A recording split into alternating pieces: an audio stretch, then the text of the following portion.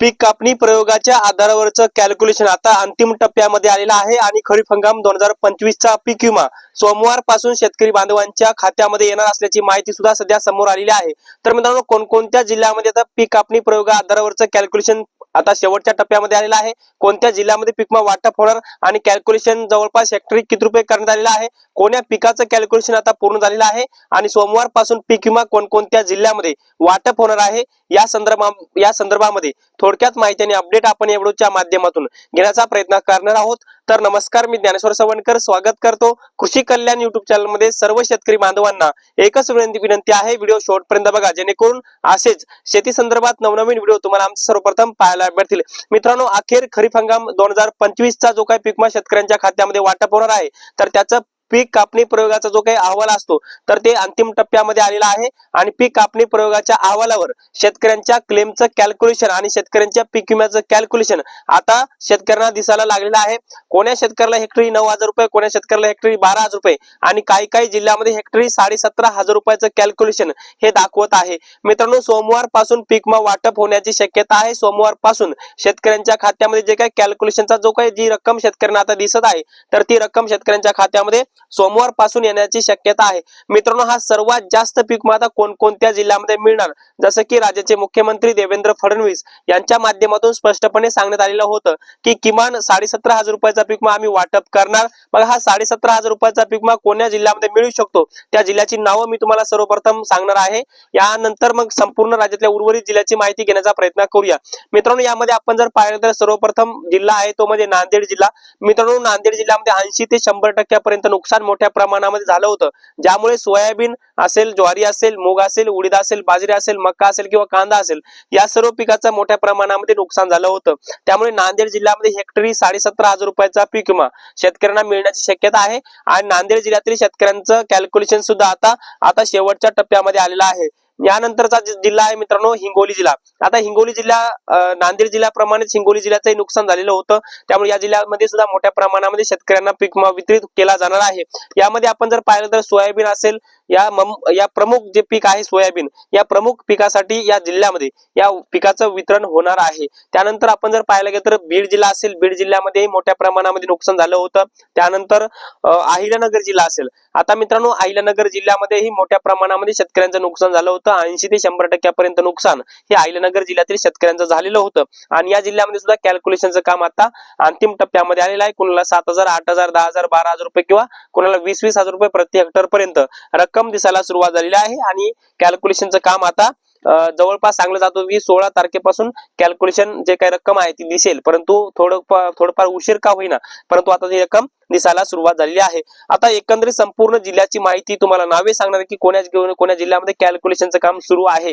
त्यामध्ये आपण जर पाहायला गेलं तर सर्वप्रथम काही जिल्हे बघूया, त्याच्यामध्ये वर्धा जिल्हा असेल, सांगली जिल्हा असेल, नागपूर, चंद्रपूर जिल्हा, पुणे जिल्हा, नंदुरबार जिल्हा, भंडारा जिल्हा असेल, गडचिरोली असेल, पालघर असेल, धुळे असेल किंवा सातारा असेल, या सर्व जिल्ह्यामध्ये कॅल्क्युलेशनचं काम सुरू आहे। काही शेतकऱ्यांना कॅल्क्युलेशनची रक्कम ही दिसायला सुरुवात झालेली आहे। यानंतर मित्रांनो पुढचा जिल्हा बघूयात आपण। त्याच्यानंतर ठाणे असेल, रायगड असेल, गोंदिया असेल, कोल्हापूर असेल, छत्रपती संभाजीनगर जिल्हा असेल, जालना असेल, रत्नागिरी असेल किंवा सिंधुदुर्ग असेल, या सर्व जिल्ह्यामध्ये शेतकऱ्यांचं कॅल्क्युलेशनचं काम आता अंतिम टप्प्यामध्ये आलेलं आहे। त्यानंतर आपण बघूयात सोलापूर जिल्हा असेल, त्यानंतर विदर्भातला बुलढाणा जिल्हा असेल, मराठवाड्यातला धाराशिव असेल, लातूर असेल, परभणी असेल किंवा विदर्भातला अमरावती असेल किंवा तिकडचा नाशिक असेल, जळगाव असेल, त्यानंतर हिंगोली असेल, यवतमाळ असेल, अकोला असेल किंवा वाशिम असेल, या सर्व जिल्ह्यामध्ये कॅल्क्युलेशनचं काम आता करायला सुरुवात झालेली आहे। तर मित्रांनो, तुम्हाला किती रुपये पीक विमा मंजूर झाला हे तुम्हाला कसं बघायचं, कारण की खरीप हंगाम 2025 चा पीक विमा अद्यापही शेतकऱ्यांच्या खात्यामध्ये वाटप झाला नाही। मग आता सरसकट पीक विमा वाटप होणार, तुम्ही क्लेम केलेला असेल तुम्ही क्लेम केलेला असेल तर वाटप होणार का, नाही क्लेम केलेला असेल तर वाटप होणार, 25% अग्रिम मिळणार का, वैयक्तिक क्लेमचा मिळणार का, तुम्हाला कापणीच्या आणि काढणीच्या अहवालावर म्हणजे पोस्ट हार्वेस्टचा पीक विमा मिळणार, खरीप हंगाम 2025चा कोणता पीक विमा शेतकऱ्यांना मिळणार? मित्रांनो, खरीप हंगाम 2025 मध्ये राज्य सरकारच्या माध्यमातून पीक विमा योजनेमध्ये काही बदल केला होता. आता शेतकऱ्यांना खरीप हंगाम 2025चा 25% अग्रिमही पीक विमा मिळणार नाही, त्यांना वैयक्तिक क्लेमचाही पीक विमा मिळणार नाही आणि मध्य हंगाम प्रतिकूल परिस्थितीचाही पीक विमा मिळणार नाही. मग शेतकऱ्यांना कोणता पीक विमा मिळणार? मित्रांनो, तुमच्या कापणीच्या आणि काढणीच्या अहवालावर किंवा जी राज्य सरकारने उंबरठा उत्पन्नाची आकडेवारी जी केंद्राला जी सादर केली, जी विमा कंपनीला जी सादर केलेली आहे, उंबरठा उत्पादनाच्या आधारावर आणि त्याच आकडेवारीवर तुम्हाला खरीप हंगाम 2025चा पीक विमा मिळणार आहे. सोमवारपासून तुमच्या खात्यामध्ये वाटप होणार आहे. याची आकडेवारी आता राज्य सरकार असेल, राज्य सरकारने विमा कंपनीकडे दिलेली आहे. आता विमा कंपन्यांच्या माध्यमातून शेतकऱ्यांचा विमा पॉलिसीचं कॅल्क्युलेशन करायला सुरुवात झालेली आहे. बऱ्याच साऱ्या शेतकऱ्यांना ती रक्कम त्या ठिकाणी दिसत आहे. तर मित्रांनो, तुमचं जे काही उंबरठा उत्पादन आहे, तर त्या उंबरठा उत्पादन कसं काढलं जातं? तर तुमचं मागचं 5 वर्षाचं उत्पादन आणि यंदाचं उत्पादन, मग मागच्या 5 वर्षाचं उत्पादन जर तुमचं प्रति हेक्टर 50,000 रुपये असेल आणि यंदाचं जर उत्पादन प्रति हेक्टर 30,000 रुपये असेल, तर मग यंदाच्या उत्पादनामध्ये 20,000 रुपयाची घट आहे. मग त्या पद्धतीने 20,000 रुपयाची घट तुमची पीक विमा, तुम्ही जर पीक विमा भरला असेल तर ती 20,000 रुपयाची घट तुमची पीक विमा योजनेच्या माध्यमातून भरून काढली जाते. त्यामुळे तशा पद्धतीने तुम्हाला 20,000 रुपयाचा प्रति हेक्टर पीक विमा मिळू शकतो.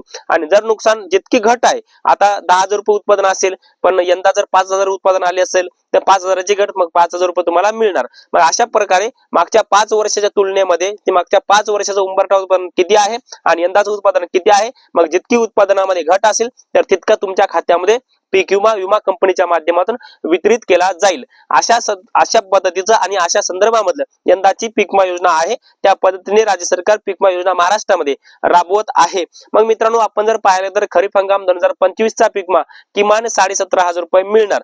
किमान 34% नुकसान असलेल्या जिल्ह्यामध्ये किमान 17,500 रुपये मिळणार, अशी माहिती मुख्यमंत्र्यांनी सांगितली होती. मग त्या प्रकारे तसा पीक विमा काही जिल्ह्यामध्ये 3 ते 4 जिल्ह्यामध्ये मिळू शकतो, जसं की अहिल्यानगर जिल्हा, सोलापूर जिल्हा, छत्रपती संभाजीनगर जिल्हा किंवा जालन्यासारख्या जिल्ह्याचा काही भाग असेल किंवा हिंगोली जिल्हा असेल, याच मोठ्या मोठ्या नुकसानग्रस्त झालेल्या जिल्ह्यामध्ये किमान 17,500 रुपयाचा पीक विमा मिळू शकतो. परंतु उर्वरित जिल्ह्यामध्ये आपण जर पाहिलं तर रक्कम फार कमी दाखवत आहे. शेतकऱ्यांनी कॅल्क्युलेशनचं काम, आता शेतकऱ्यांचं कॅल्क्युलेशनचं काम सुद्धा विमा कंपनीने केलेलं आहे.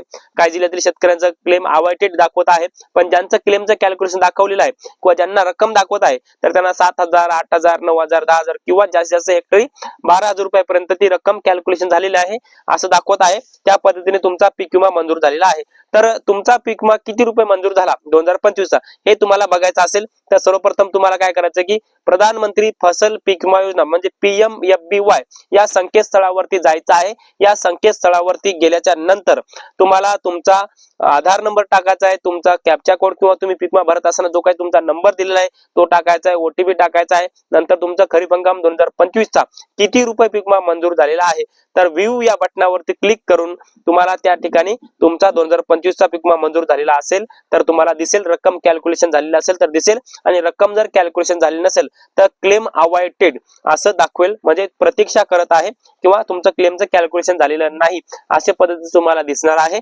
परंतु अखेर कॅल्क्युलेशनचं जे काम आहे तर ते अंतिम टप्प्यामध्ये आलेलं आहे आणि सोमवारपासून शेतकऱ्यांच्या खात्यामध्ये पीक विम्याचं वाटप होण्याची शक्यता आहे. मित्रांनो, आपण या व्हिडिओच्या माध्यमातून खरीप हंगाम 2025च्या पीक विमा वाटपा संदर्भामध्ये एक थोडक्यात अपडेट घेण्याचा प्रयत्न केला. हे छोटंसं अपडेट तुम्हाला कसं वाटलं कमेंट्स मध्ये नक्की कळवा. धन्यवाद.